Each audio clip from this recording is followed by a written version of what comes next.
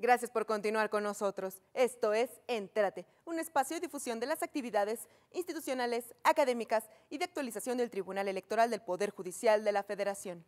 Agradeciendo el favor de su atención, hoy continuamos con las tareas que se realizaron durante el foro informativo para visitantes extranjeros en el proceso electoral federal 2014-2015. En esta emisión les presentamos las conclusiones de la sesión 7, Control del financiamiento de partidos y campañas, que finalizó con la participación de la magistrada María del Carmen Alanís Figueroa de este Tribunal Constitucional, al participar en la ronda final de preguntas y respuestas. Al término de esta sesión 7, continuamos con la presentación de Nubia Villasís, vicepresidenta del Consejo Nacional de Ecuador, quien fuera moderadora de la sesión 8, regulaciones sobre el acceso y uso de los medios para fines electorales. Así, con esta presentación, damos inicio con esta mesa de trabajo en la que también participa el magistrado Flavio Galván Rivera de este Tribunal Constitucional. Acompáñenos a conocer las reflexiones de este foro informativo. Comenzamos.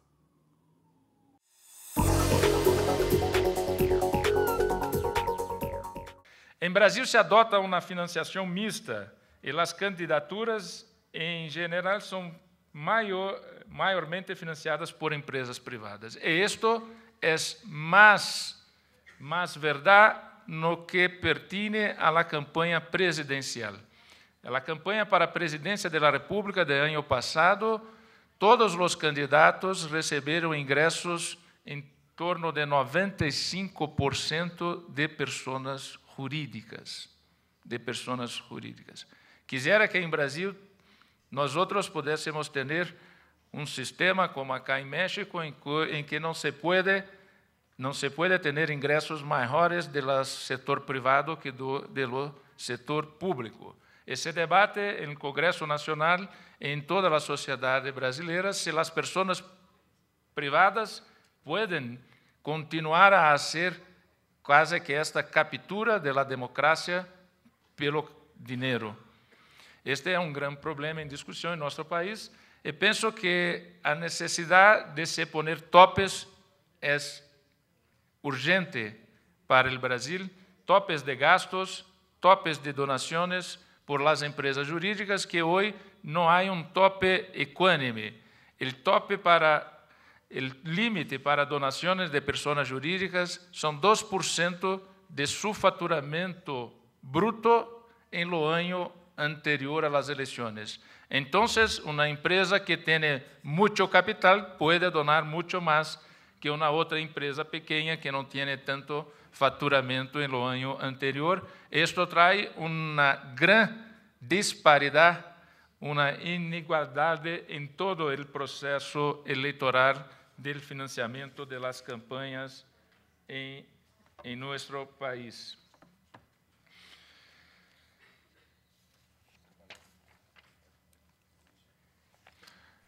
Temos, obviamente, um grande número de normas jurídicas desde a Constituição Federal, que traz elementos e premissas sobre a participação, a proibição da participação em las campanhas de dinheiro estrangeiro, como quase todos os países no mundo, a lei, nosso Código Eleitoral de 1965, a lei de los partidos políticos, lei de las eleições, uma lei de inelegibilidades e também a Corte Eleitoral pode fazer regulamentação para tornar mais clara os blancos de la lei.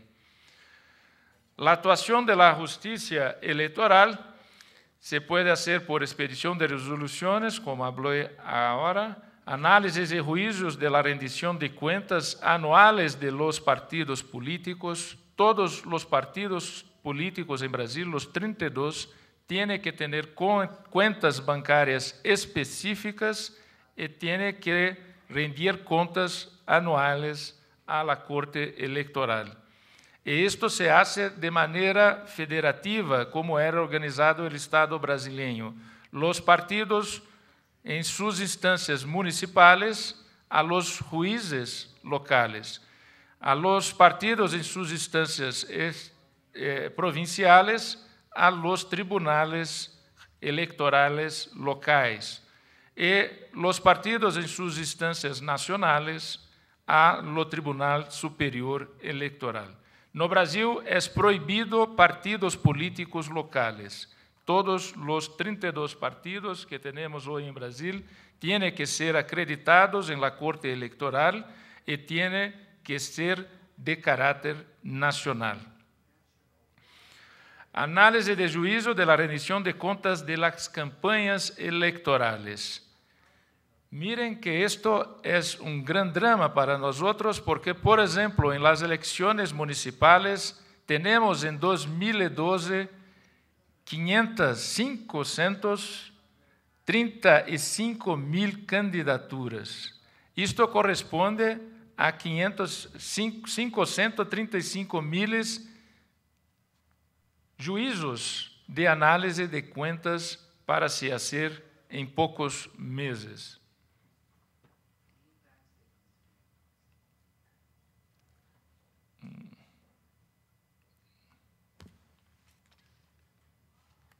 No está. Voy a acompañar por acá, que no está. Entonces, hacemos la análisis de las cuentas de los partidos y separadamente la análisis de las cuentas también de las campañas electorales. Tenemos como, de hecho, la posibilidad de un financiamiento mixto con los fondos públicos, con donaciones de personas jurídicas limitada a 2% del faturamento del año anterior y también la participación de las personas naturales, cuyo límite de donación es de 10% sobre su patrimonio declarado al año anterior al Ministerio de la Hacienda.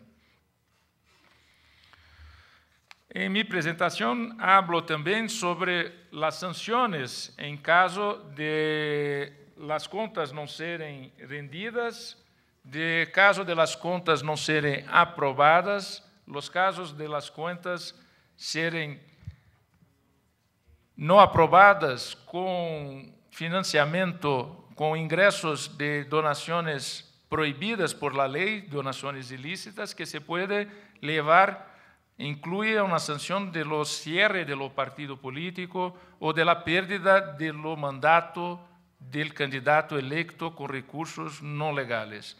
Todo eso está en la competencia de la Corte Electoral a través del Tribunal Superior para las campañas nacionales, de los tribunales regionales por las campañas en los estados y dos jueces electorales en las localidades. Quisiera hablar un poco más, mas pienso que diante del límite de tiempo podemos después distribuir a todos la completa presentación con los detalles de las sanciones, con los detalles de cómo el funcionamiento de todo el sistema de rendición de cuentas, de financiamiento de partidos y de candidatos en Brasil. Por ahora, muchas gracias a todos y mi cumprimento pelo debate muy interesante y pela organización de toda esta programación muy interesante por ocasión de estas elecciones en México y mucho suceso al pueblo mexicano en estas elecciones. Muchas gracias.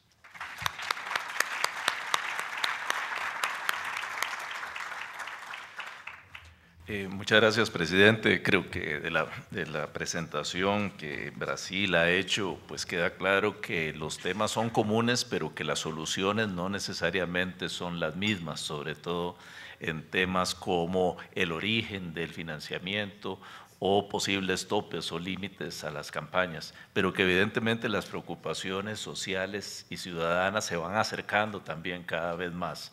Y eso hace que estos diálogos internacionales sean especialmente útiles. Me han pedido los organizadores que hagamos una sola ronda de preguntas y respuestas por un tema de tiempo. Entonces voy a leer de una vez las preguntas para que nuestros panelistas puedan anotarlas. Para el consejero Nassif,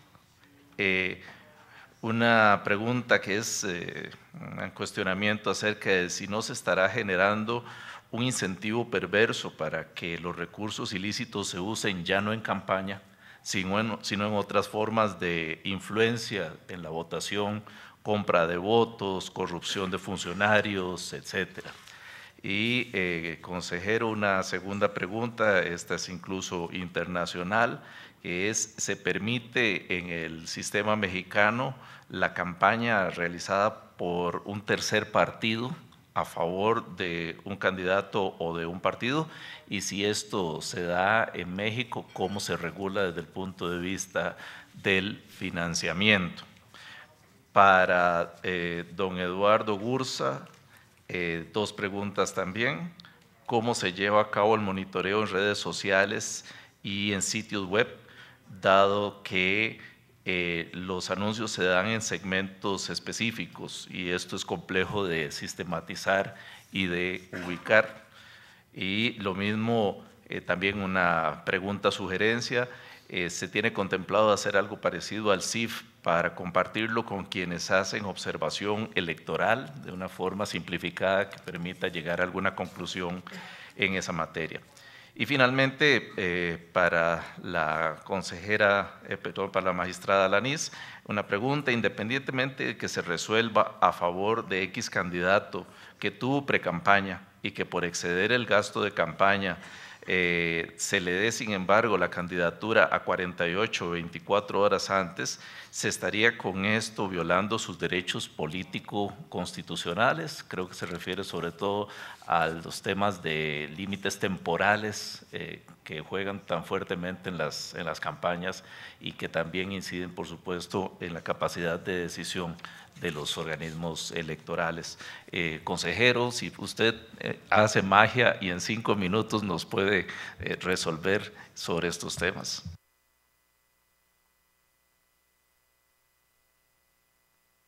Creo que no, ya lo hay. Sí. Incentivos perversos. Todas las reglas de fiscalización o de uso de recursos en campañas generan pues incentivos, cuando pones prohibiciones, incentivos a buscar sustitutos de lo que estás prohibiendo. Es preocupante, por ejemplo, que prohíbas las aportaciones de personas jurídicas, como le llaman en Brasil, personas morales, les llamamos en México, a las campañas, pero que después, una vez que son electos los legisladores, puedan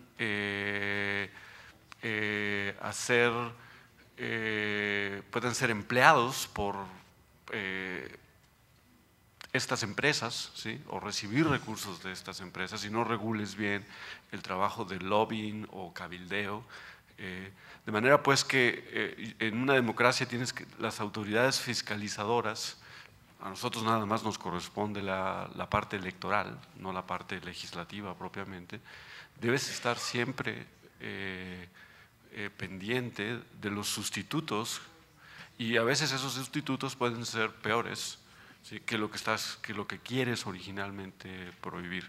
Y eso es algo que hemos aprendido también, y tienes que estar constantemente revisando tus reglas para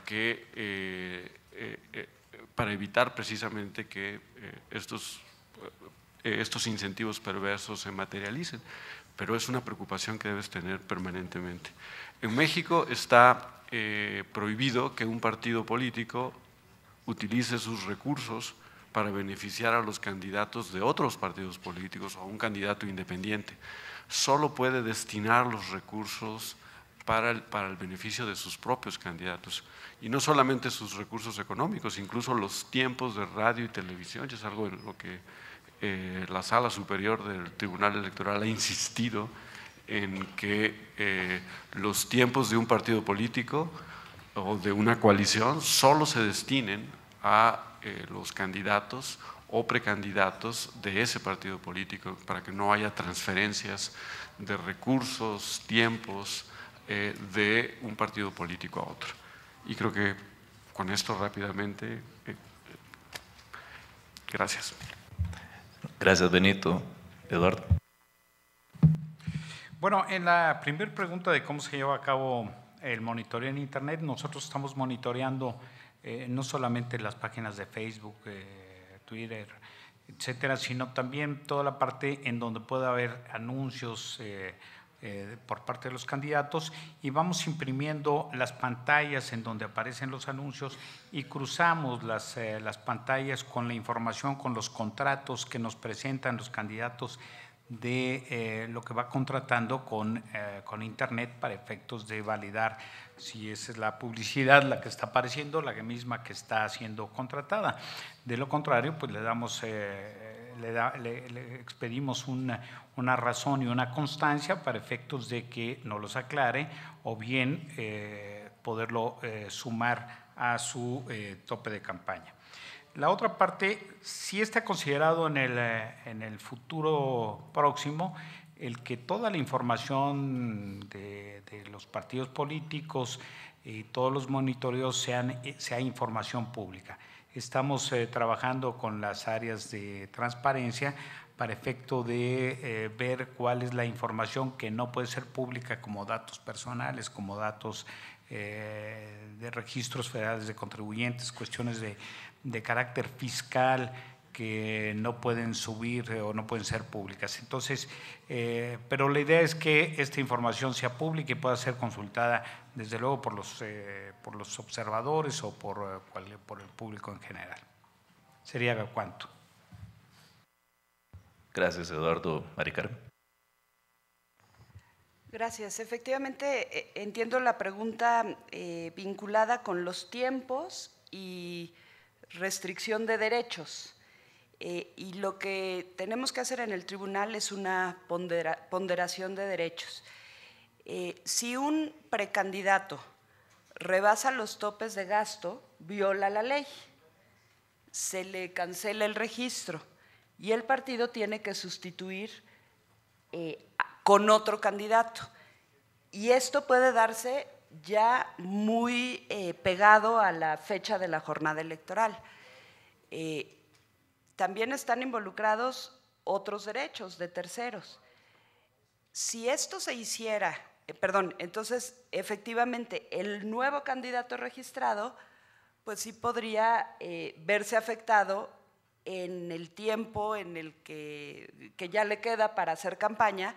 Y también hemos reflexionado y hemos recibido impugnaciones que cuestionan la afectación a los derechos de los electores, porque al final pues pudiera afectarse el principio de certeza de que ya les cambian a los candidatos de último momento. Si fuera por el tema de sistema de representación proporcional, pues la afectación quizá podría ser menor, aunque sí, en México hemos dicho que los candidatos de representación sí pueden hacer campaña, lo común es que no, y se vota por la lista cerrada. Pero pues es la ponderación que tiene que hacer todo tribunal. También puede darse en el caso que el instituto cancele el registro y por sentencia del tribunal se le restituye. Pudo haber inclusive ya un candidato en medio y se le restituye y sale el otro. Lo cierto es que la regularidad no nos tendría que llevar a estos casos, mejor veámoslo con otra lente. Si los aspirantes, los precandidatos y los partidos cumplieran puntualmente con sus informes, no tendríamos que estar en supuestos de sanción a los propios partidos y a los precandidatos. Quienes provocan la situación pues son los partidos y los candidatos que se apartan de la ley. Muchas gracias. Perfecto. De esta manera, agradeciéndole muchísimo a nuestros panelistas su disposición, compartir un esquema que es realmente fascinante, el mexicano, y que está en plena evolución y recambio, y también las inquietudes derivadas de un esquema diferente como es el brasileño, pero que comparte algunas de las preocupaciones y de los principios básicos fundamentales. Creo que todavía tenemos tiempo para... No tenemos tiempo para un corte. Bueno, entonces nos retiramos, les agradecemos la atención y pasamos a la próxima sesión. Gracias.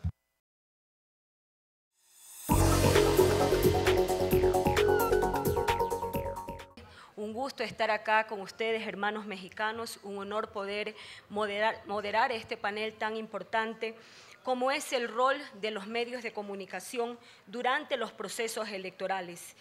Es primordial analizar la existencia de las condiciones de equidad para competir en elecciones. Obviamente, pues observando, por ejemplo, las condiciones de acceso a los medios de comunicación por parte de los actores políticos durante la contienda.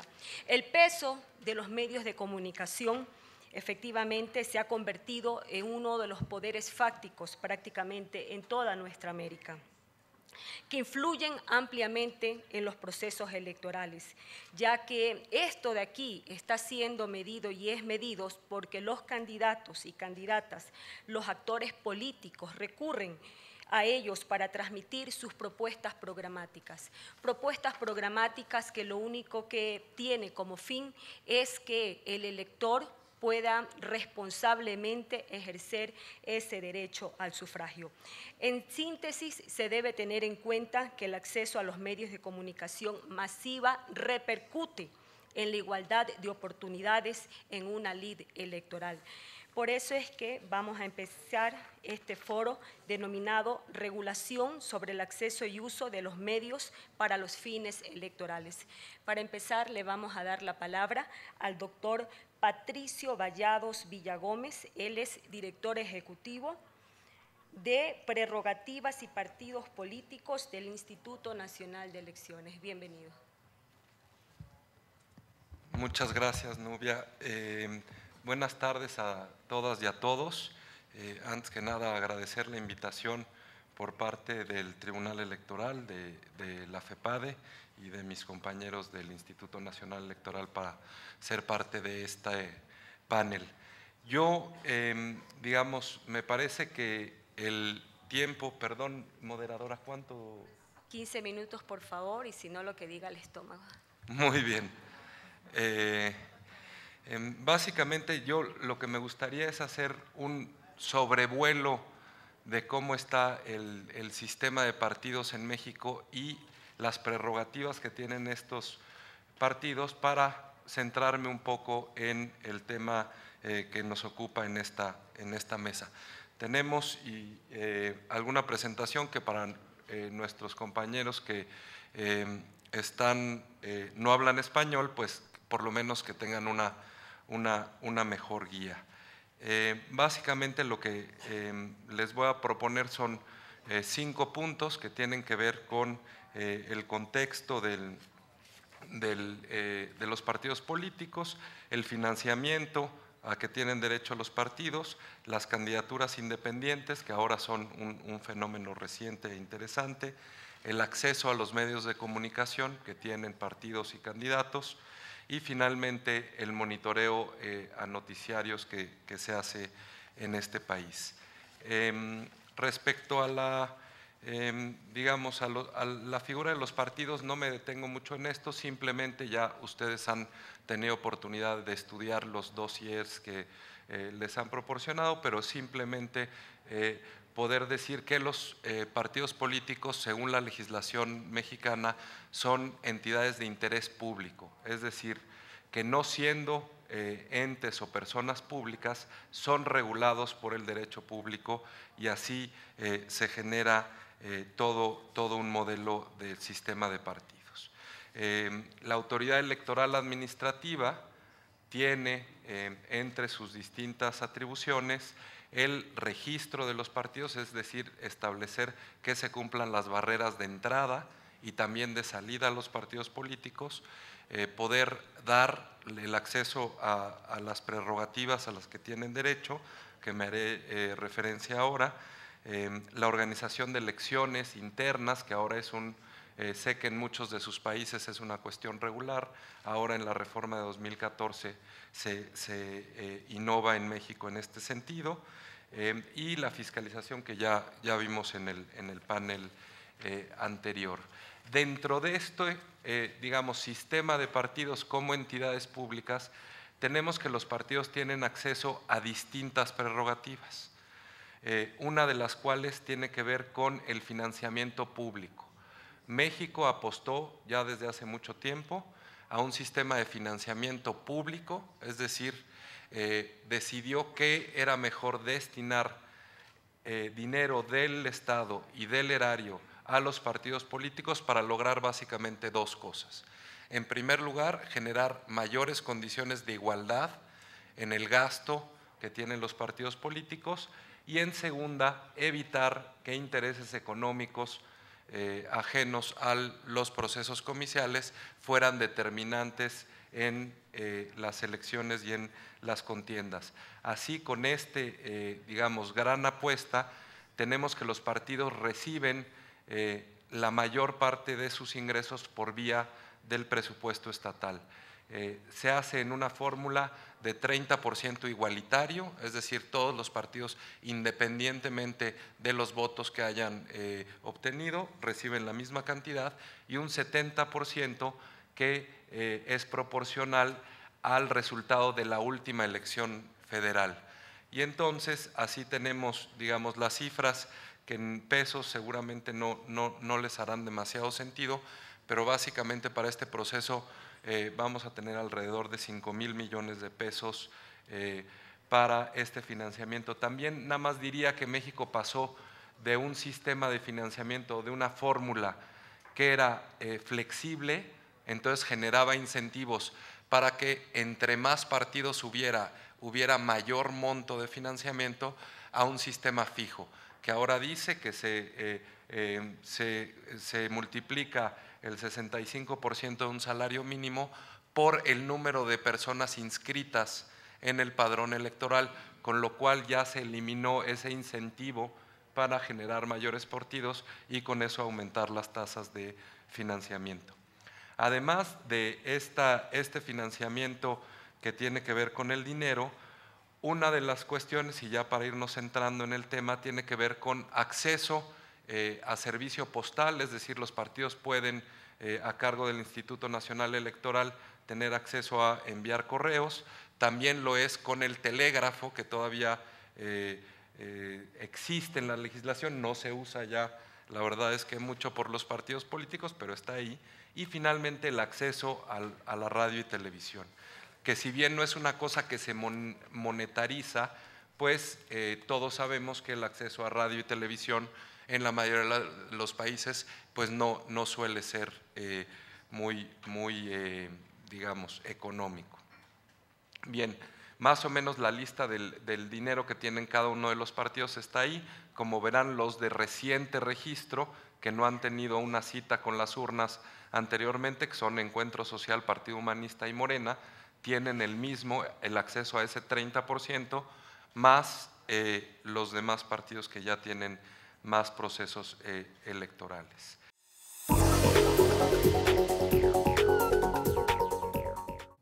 Los esperamos en una próxima emisión de Entérate, con más de las actividades del Foro Informativo para visitantes extranjeros en el proceso electoral federal 2014-2015, solo por Plataforma Electoral. Soy Roxana Noriega, hasta la próxima.